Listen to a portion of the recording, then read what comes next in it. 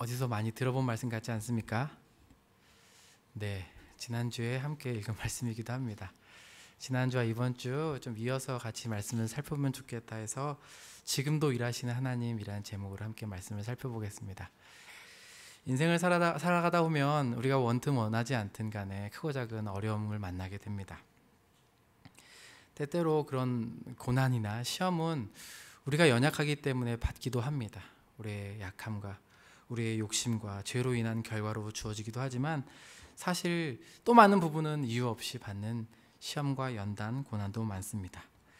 뿐만이 아니라 이 고난은 악인이나 불신자에게만 주시는 것이 아니라 믿음의 백성들도 동일하게 겪곤 합니다. 어쩌면 욥기서 5장 7절에서 이야기하는 것처럼 사람은 고생을 위하여서, 고난을 위하여서 태어났다는 말씀처럼 인간으로 이 땅에 살아가는 한 필연적으로 겪게 되는 문제가 어쩌면 이 고난이 아닐까 싶습니다. 동의하시나요? 아마 지금 겪고 계신 분들도 계시고 이미 한 고비를 지나오신 분도 계시고 또 다음 고비를 맞이할 준비를 하신 분들도 계실지 모르겠습니다.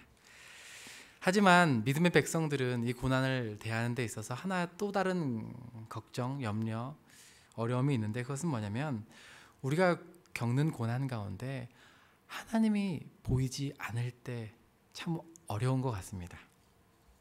그분의 일하심이 느껴지지 않을 때, 정말 주님께서 나를 사랑하시는 거 아는데 침묵하고 계실 때, 그 기간이 꽤 오래 갈 때, 그럴 때 참 고난 자체도 어렵지만 그것들을 해석해 나가고 믿음 생활 하는데 우리는 어려움을 겪곤 합니다.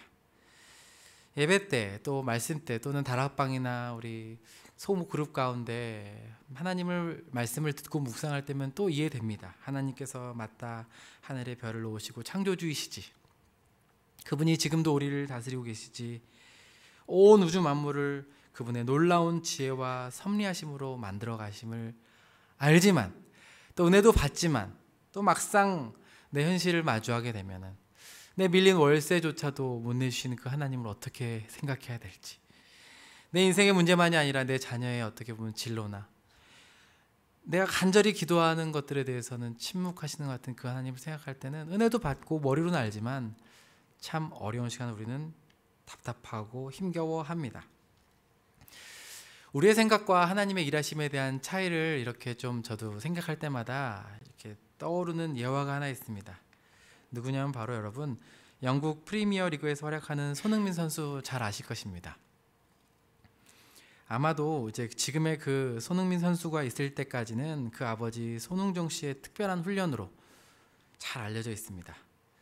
어렸을 때부터 아버지도 축구 선수였고 아들이 초등학교 때 정말 축구를 한다고 했을 때 지도자의 길도 걸어봤었지만은 그 아들에게는 그런 과정으로 훈련시킨 적이 않았다고 합니다. 특별히 손흥정 씨는 그 아들을 훈련시킬 때 16세 이전까지는 경기를 내보내지도 않고 매일 6시간 기초훈련만 시켰다고 합니다. 양발 슈팅 1000개씩. 어떻게 보면 이 축구와 전혀 관련 없어 보이는 줄넘기 2단 넘기만을 시키기도 하고, 어떨 때는 직접 만든 것 가지고도 아들을 훈련시키고 아들에게 정말 맞춤 방식으로 철저히 훈련시켰다고 합니다. 어쩌면은 다른 학생들과 마찬가지로 손흥민 선수도 어렸을 때 게임이 뛰고 싶고 골을 넣으면서 기뻐하고 싶지 왜 않았겠습니까? 하지만 그 아버지의 훈련 방식이 이해되지 않는다고 해서 그 아버지가 훈련을 안 시킨 것이라고 할 수 있겠습니까? 아니죠. 오히려 그의 방식이 그의 아들 손흥민 선수와는 생각과 그의 생각과는 전혀 다를지라도, 일반적이지 않을지라도 어쩌면은 그 손흥민 선수에게는 가장 최선의 적합한 훈련이었습니다. 왜 그렇습니까? 그의 아버지가 전직 축구 선수 출신으로 축구를 알고 지도자의 경험도 알고 그 축구 문화도 알고 무엇보다 그 아들 손흥민 선수를 가장 잘 알기 때문에 시킨 훈련 방식이기 때문에 그런 것 아니겠습니까? 이런 관점에서 생각해 보면 지금 우리를 다루시는 그 하나님, 그 하나님의 방식을 생각해 볼 때 여전히 하나님께서 일하고 계시고 다루고 계시지만 우리 눈에 보기에는, 우리 생각에는 내 방식과 맞지 않고 일반적이지 않다고 해서 하나님이 일하지 않는다고 하실 수 없는 것과 동일합니다. 오히려 우리는 그 하나님의 무궁한 지혜와 일하심을 다 알 수 없기 때문에 모르는 것은 아닐까. 영국의 유명한 신학자 제임스 패커는 너희들이 정말 하나님을 알길 원하는가? 그렇다면 먼저 하나님을 아는 지식이 얼마나 부족한지를 알으라고 이야기합니다. 무엇입니까? 정말 우리가 먼저 알고 구해야 될 것은 우리가 하나님의 일하시는 방식을 다 알 수 없는 자들입니다. 우리는 너무나 모르는 자들입니다라는 것을 인정하라는 것입니다. 지난주 살펴본 것처럼 하나님께서는 오늘도 여전히 일하십니다. 아멘이십니까? 우리 생각과 다르고 일하는 방식도 다르지만 하나님께서 어떻게 일하십니까? 하나님께서 한 사람을 택하셔서 부르십니다. 그리고 그 사람을 하나님의 사람으로 다루어 가시면서 일하십니다.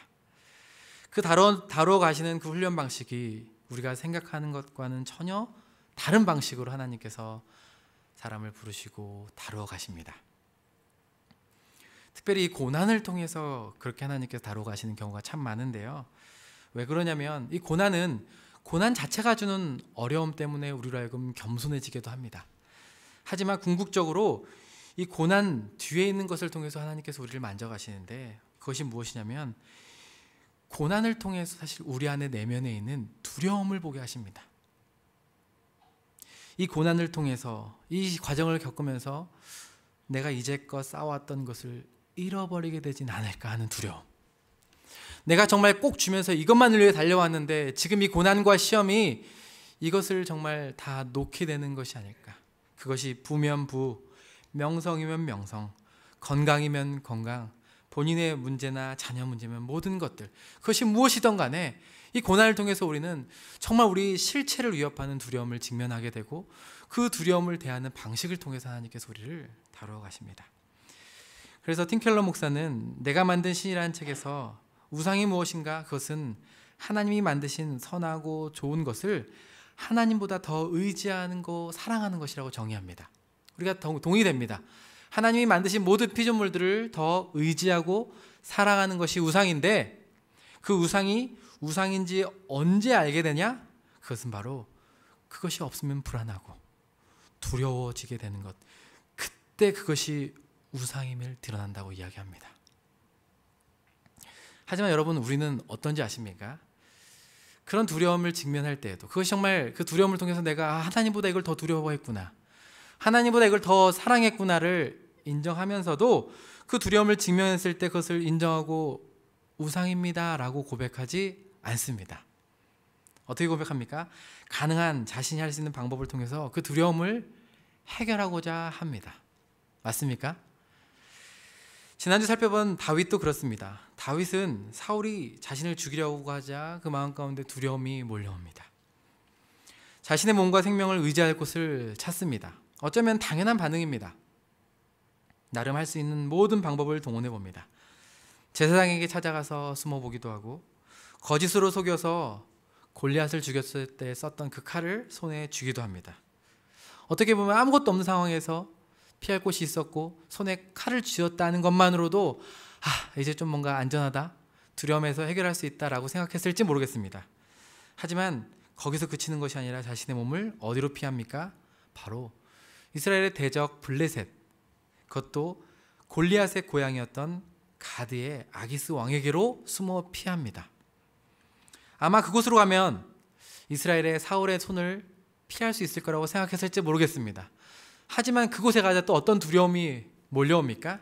오늘 우리가 읽었던 것처럼 아기스를 두려워하기 시작합니다. 그곳의 사람들을 두려워하기 시작합니다. 정말 거기로 피하면 안전하겠지 했는데 그것도 안전하지가 않습니다. 오히려 그곳에서 아기스에게 두려움을 느낀 나머지 어떻게 합니까? 그 이방 적군 왕 앞에서 침을 흘리면서 미친 척을 하면서 겨우 목숨을 건집니다. 하나님께서 이런 다윗을 어떻게 돌보신다고 했습니까? 그 모든 것들을 허용하십니다. 그가 할 수 있는 모든 방법과 지혜를 동원하십니다. 하지만 여러분, 우리는 압니다. 그가 이렇게 미친 척해서 침 흘렸기 때문에 그의 생명을 보존하는 것이 아니라는 것을 다윗도 알고 우리도 합니다.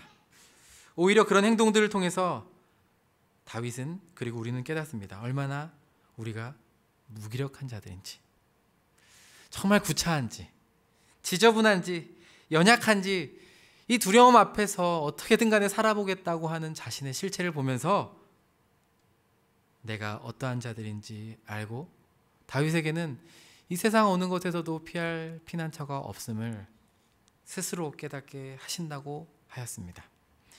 이처럼 하나님께서 하나님의 사람을 다루어가는 방식이 이런 고난을 통해서 두려움을 대면하고 그 두려움 가운데 할 수 있는 모든 것들을 하라고 하시면서 오히려 자유를 통해서 자신의 진정한 실체를 보게 하시고 그런 자들에게 하나님의 그 무한한 은혜가 무엇인지, 사랑과 용납이 어떠한지, 그러한 자들까지도 다시 부르시는 그 하나님의 사랑을, 그 하나님의 은혜를 아는 사람으로 만들어 가십니다. 아멘. 이제 여기까지가 지난주 설교의 요약입니다. 네. 다들 기억하고 계시겠지만 또 처음 오시는 분들도 계실 것 같아서 간단하게 정리해 봅니다. 다윗은 아기스 왕 앞에서 자신이 살아남았다는 이유가 미친 척해서 침 흘리면서 임기응변으로 해서 살아난 것이 아니라 정말 주님의 돌보심과 은혜로 아기스로부터 벗어나게 하시는 것을 깨닫습니다. 그리고 그 다윗은 오늘 22장 1절 2절 보니까 아굴람 구릴로 나갑니다. 사실 구리란 이미지가 주는 게 뭔가 피난처이기도 하지만 어떤 사람의 외부의 도움을 구할 수 없는 그런 곳으로 다윗은 몸을 이끌어 갑니다. 하나님께서는 이러한 과정을 통해 하나님만을 피난처로 여기며 은혜를 구하는 겸손한 사람으로 다윗을 빚어가십니다. 뿐만이 아니라 오늘 구체적으로 살펴볼 내용이 하나님께서 또 우리 생각과 다르게 새로운 일을 행하시는데 그것은 뭐냐면 하나님께서 하나님의 백성들을 불러 모으고 계신다는 사실입니다. 우리가 함께 읽은 사무엘상 22장 1절에서 2절 보면은 왕에게, 기름 부은 왕에게 여러분 무엇이 필요하겠습니까? 돌볼 백성이 필요하지 않겠습니까? 기름 부음 받은 다윗에게는 동일하게 백성이 필요한데 그 백성을 어떻게 하시냐면 하나님께서 친히 보내주십니다. 하나님께서 사람을 불러시고 그를 겸손하게 다듬어 가신 다음에 결국 하시는 일이 뭐냐면 하나님의 백성을 맡기십니다. 보내십니다. 그런데 하나님께서 그 돌보도록 허락하신 대상들을 주목해 보면은 좀 특별합니다. 우리 1절인데요. 2절인데요. 2절 한 목소리로 한번 읽어보도록 하겠습니다. 함께 읽겠습니다. 시작. 환난당한 모든 자와 빚진 모든 자와 마음이 원통한 자가 다 그에게로 모였고 그는 그들의 우두머리가 되었는데 그와 함께한 자가 400명 가량. 그러니까 하나님께서 백성들을 보내주시는데 다윗에게 돌보라고 보내준 그 백성이 어떤 사람입니까? 환난당한 모든 자, 빚진 사람들, 마음이 원통한 사람들. 이렇게 모아도 어떻게 이런 사람만 모을 수 있겠습니까? 몸과 마음의 상처 투성인 사람들을 불러 모아주십니다. 그런데 그런 이 사람이 한두 명만 있는 것이 아니라 대략 몇 명입니까? 400명가량. 교회들 사역을 하다 보고 또 공동체 생활을 하다 보면은 늘 조금 특별하신 분들이 교회 공동체에 계십니다. 어떻게 돼야 될지 저도 지혜를 구하거나 또는 또 정신적으로나 또 신체적인 어려움을 겪으신 분들이 계십니다. 사실 우리 사회적으로나 교회 공동체 안으로도 한두 분만 계셔도 사실은 우리 공동체가 그 어려움을 품고 하는 것들이 또 쉬운 일은 아닌 것을 우리는 익숙히 알고 있습니다. 하지만 지금 어떻게 해요? 400명을 보내주신 겁니다. 400명을. 아무리 상식적으로 생각해봐도 이해가 되지 않습니다. 특별히 지금 다윗의 형편이 어떻습니까? 사울을 피해서 도망치는 형편입니다. 그 말은 자신의 몸 한 몸 숨기기도 버겁다는 겁니다. 숨고 도망치는 사람이라면 여러분 그 수가 적어야지 좀 들킬 위험이 높겠습니까? 수가 많은 게 더 유익이 되겠습니까? 누가 봐도 사실은 혼자 다니는 게 들킬 위험도 적고 이동도 수월할 것입니다. 400명이 때로 다니면서 여러분 숨는다고 생각해 보십시오. 그것만큼 우스운 게 어디 있습니까? 숨기도 어렵고 눈에 띄면 사실 더 잘 띄게 되지 않겠습니까? 뿐만이 아니라 여러분 다윗 입장에서 만약에 정말 사람들을 불러 모은다면 어떤 사람들에게 도움이 되겠습니까? 좀 여러적으로 군사적으로 좀 힘이 있거나 안정감을 가질 수 있거나 또는 자금력이 있거나 지금은 도망치는 신체지만 좀 어떻게 다음에 훗날을 도모하면서 뭔가 사울에게 반격이라도 아니면 방어라도 할 수 있는 사람이 있어야지 좀 다윗이 안정감을 느끼게 되지 않겠습니까? 사무엘상 14장에는 여러분 사울이 그의 대적 블레셋과 싸우기 전에 군사를 모집했다는 이야기가 나오는데 어떻게 그 장면을 그리냐면 14장 52절에 이렇게 이야기합니다. 사울이 힘센 사람이나 용감한 사람을 보면 그들을 불러 모았더라. 어떤 사람이요? 힘센 사람이나 용감한 사람들을 보면은 다 자기 밑으로 불러 모았다는 겁니다. 여러분, 이런 사울이 누가 봐도 상식적이지 않습니까? 이게 당연한 것 아니겠습니까? 근데 지금 다윗은 어떻습니까? 본인이 원하는 것도 아니고 어쩌면 하나님께서 이렇게 자신을 다루어 가시는 이 겸손과 은혜의 과정을 겪지 않았다면 다윗도 사울과 동일하게 이런 사람을 모았을 것입니다. 날쌔고 훈련된 사람들, 용맹한 사람들, 또는 사울에게 있어서 정말 중요한 사람인데 마음을 돌이켜서 자기에게로 온 사람들, 그래서 그의 적진을 뭔가 이렇게 혼란에 빠뜨릴 수 있는 사람들, 전략가들, 또는 양식이나 쉴 곳을 그래도 제공해 줄 수 있는 돈을 많은 사람들을 불러 모으지 않았겠습니까? 하지만 여러분, 하나님만을 유일한 피난처로 삼고 그의 마음이 부드러워진 다윗은 자신의 방식대로가 아니라 하나님께서 일하고 계심을 믿으면서 은혜의 원리로 이것들을 다루어갑니다. 즉, 자신이 모은 사람들로서 뭔가를 하는 것이 아니라 하나님께서 자신에게 보낸 사람들을 살피고 돌보면서 오늘 본문도 보면 그가 우두머리가 되어갔다라고 이야기합니다.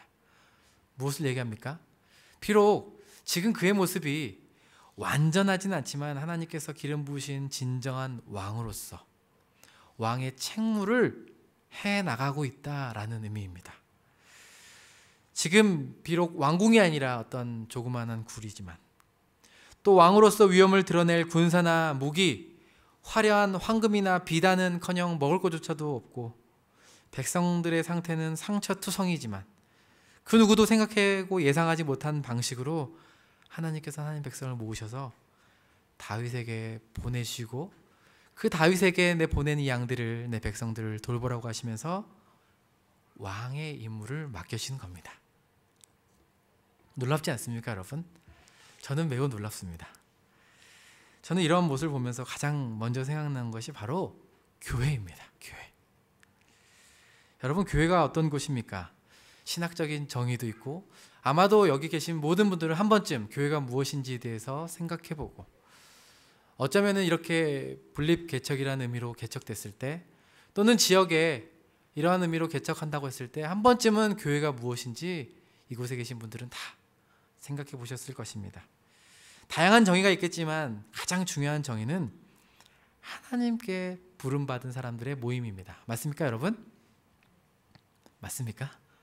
네, 하나님께서 각자를 불러주셔서 그 부른 사람들의 모임입니다.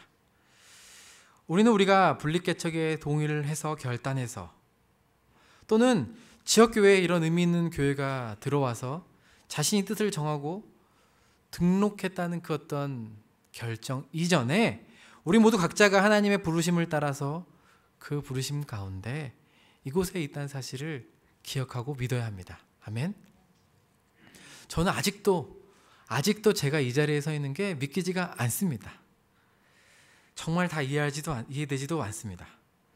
저는 작년 11월에 한국이 아니라 이제 캐나다로 사역지가 정해져서 그쪽이랑 다 얘기가 돼서 비자를 기다리면서 출국 날짜만 기다리고 있었습니다.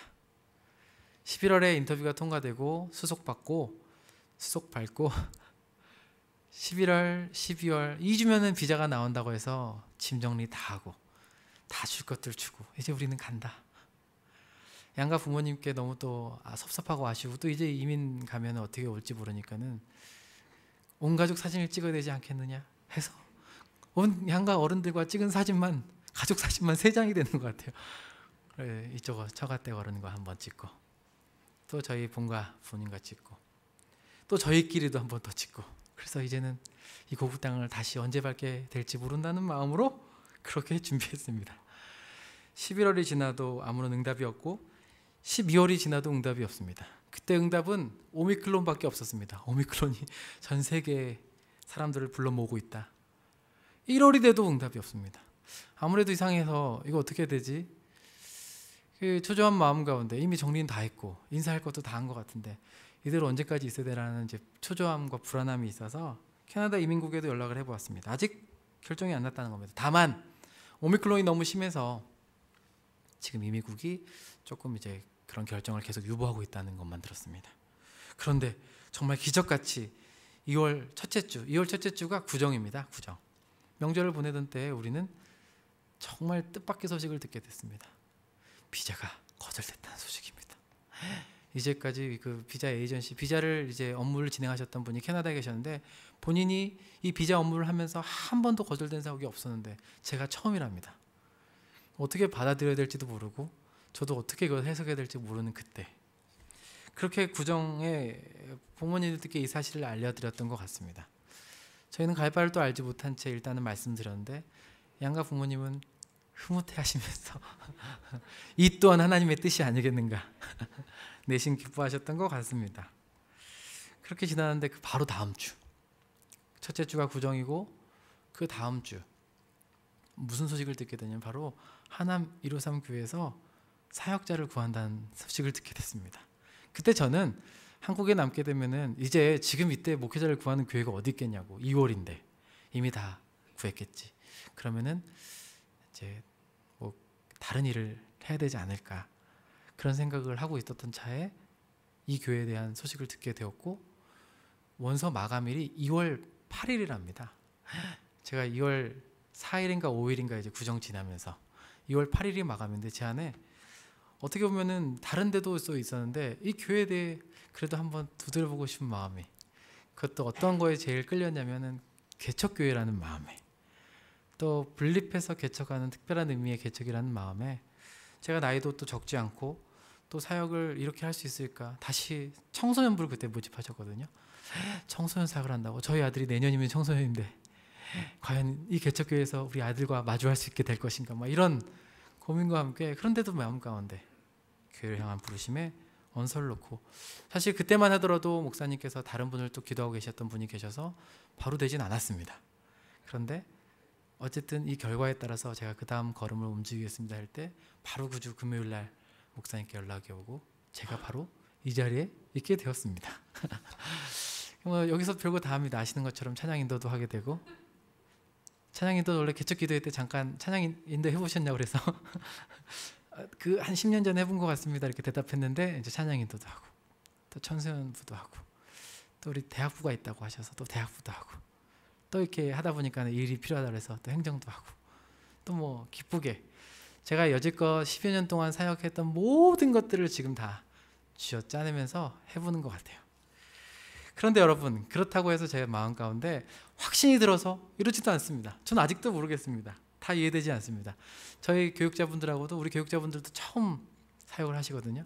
근데 지난주 회의 때 진심으로 저한테 물어보시더라고요. 원래 사역이 이런 겁니까? 뭐 하나 지나면 또 뭐 하나 오고 뭐 하나 지나면 뭐 하나 오고 개척교회에서 그런 겁니까? 아니면 원래 사역이 이런 겁니까? 저도 잘 모르겠습니다.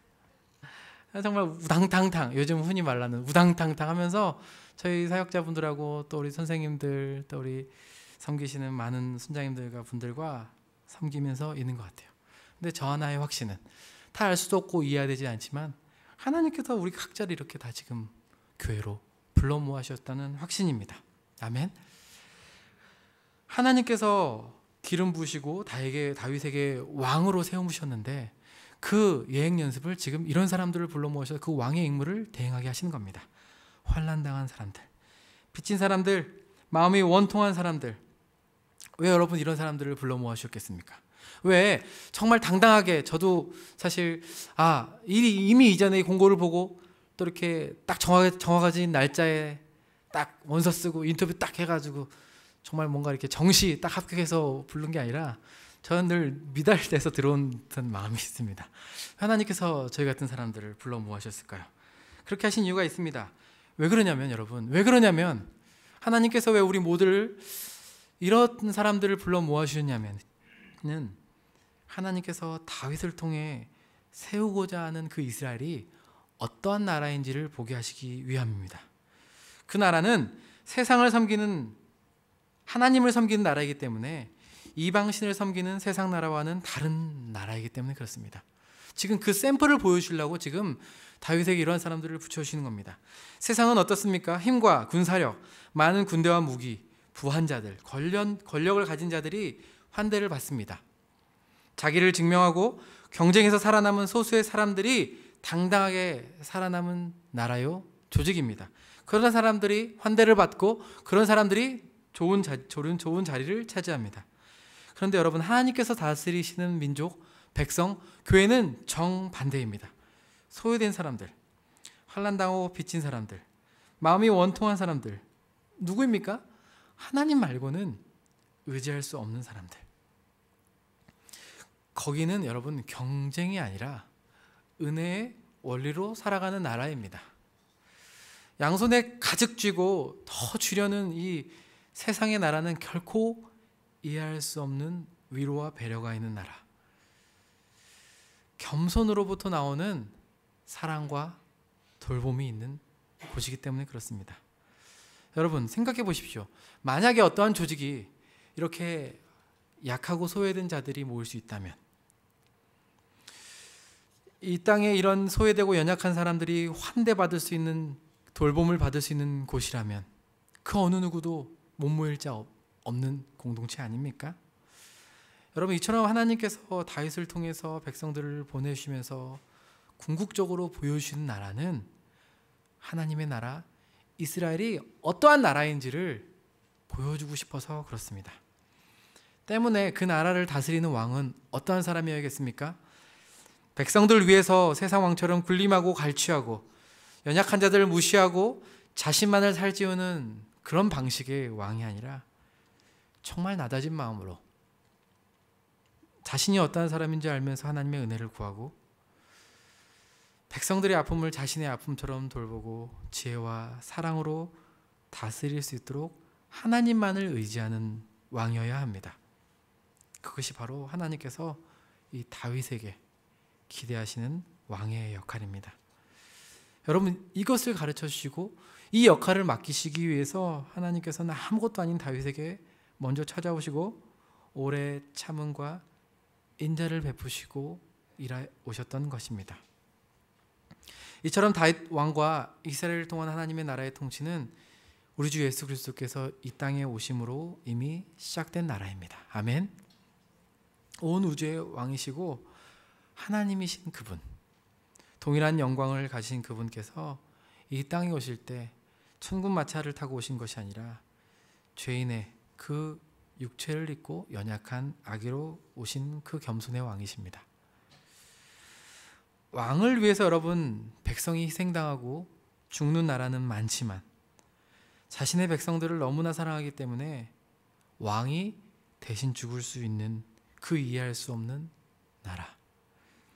수고하고 무거운 짐진 모든 자들을 초대하시고 믿기만 하면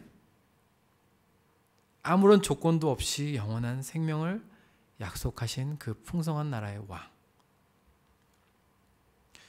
백성들을 위하여서 기꺼이 생명을 내어주기를 기뻐하시고 다시 부활하셔서 내 다시 오시겠다 약속하시면서 그 다시 온 날에 너희의 모든 고통과 눈물을 닦으시고 악한 자들을 심판하시며 영원히 다스리시겠다고 약속하신 그 영원한 왕, 이 나라의 왕 예수. 여러분, 오늘도 주님께서는 자신의 힘과 지혜와 능력으로 살아가다가 지치고 낙심하고 실망한 자신의 백성들에게, 우리에게, 저에게 먼저 찾아와 주십니다. 그리고 그 인생을 어떻게 바꾸러 가십니까? 하나님만을 의지하고 그분을 피난처로 삼아가게 하십니다. 그러한 자들에게 하나님께서는 정말 갈 길을 잃은 양과 같은 자신의 연약한 백성들을 맡기십니다. 그리고 우리에게 그 하나님의 나라와 통치가 드러나도록 위임해 주십니다. 여러분 기억하십니까? 그 베드로, 다른 제자들은 몰라도 나는 결코 떠나지 않겠다고 호언잠당했던 그 베드로. 하지만 그 베드로가 언제 무너집니까? 한 여종의 질문 앞에 주님을 저주하고 3번이나 배신했던 베드로, 철저하게 자신을 직면한 그 베드로 앞에 자신이 정말 어쩌면은 이제 제자가 더 이상 아니라고 떠났던 그 베드로 앞에 주님께서는, 부활하신 주님께서는 찾아가 네가 나를 사랑하느냐라고 물으시고, 주님, 내가 주님을 사랑한 줄 아십니다라는 그 고백을 들으시고 그에게 자신의 양떼를 먹이라고 맡기고 계십니다. 여러분, 주님께서는 지금도 이렇게 일하십니다. 어쩌면 저희 역시 모습과 모양은 다르고 한 분 한 분 이 교회에 모이신 분들의 하나님의 그 사랑의 스토리가 저는 다를 거라고 확신합니다. 하지만 동일한 건 그 사랑의 부름 앞에 시작된 이 교회 역시 마찬가지입니다. 저도 다는 아니지만 우리 성도님들 한 분 한 분 뜻하지 않게, 또는 하나님의 큰 계획 가운데 하나님 153 교회 와서 또 사역을 하시고 또 등록을 하시고 교육을 받으시면서 이야기를 나누면서 깨닫게 되는 것은, 은혜도 크지만 이전 교회에서 참 상처를 입고 오신 성도님들이 많다는 것들을 듣게 됩니다. 적게는 3, 4년, 많게는 10년 이상 너무나 긴 시간들을 주님을 섬기는 마음으로 교회를 섬겼는데, 또 목회자에게 또는 너무 가까운 성도들에게 교회로부터 상처만 가득 안고 교회를 떠나왔다는 얘기를 자주 듣게 되었습니다. 그 얘기를 들을 때마다 목회자로서 너무 부끄럽기도 하고 미안한 마음이 사실이었습니다. 하지만 또 감사하게 지인들의 소개로 분당 우리 교회를 통해서 훈련도 받고 말씀을 들으면서 치유와 회복을 경험했다는 얘기들, 은혜 가운데 다시 또 파송해서 이곳에 있다는 이야기들, 또 다는 듣지 못했지만 새로 등록하신 성도님들의 간증과 하나님의 그 은혜를 들으면서 하나님의 신실하심을 찬양하게 됩니다. 하지만 다시 이렇게 또 모인 우리 모임 가운데 개척교회의 사역과 교제를 하면서 또 잊은 줄 알았던 그 상처들, 회복된 줄 알았던 아픔들이 또 트라우마처럼 크고 작은 일들을 통해서 불쑥불쑥 올라온다는 얘기도 또 듣게 됩니다. 그건 역시 부인할 수 없는 사실인 것 같습니다. 하지만 여러분, 기억해 주십시오. 교회는 우리 개인의 상처를 회복하기 위한 공동체 이전에, 우리의 문제의 해결을 위하여서 간구하는 그 모임 이전에, 우리 안에 먼저 우리 가운데 이런 우리를 찾아오신 그 하나님의 은혜와 통치가 여전히 우리 가운데 살아서 움직이게 하고, 또 하나님께서 우리를 불러 모아주셨고 그 정말 연약하고 힘없고 그 사랑을 온전히 알지 못한 자들에게 흘려보내기 위하여서 우리에게 이 일들을 맡기고 계신다는 사실입니다. 저 역시 그런 마음으로 이 교회 이 자리에 있는 것 같습니다. 여전히 저를 보면 너무나 부족하고 내일 일을 알지 못하고, 우리 교육자분들이 다 마찬가지 마음입니다.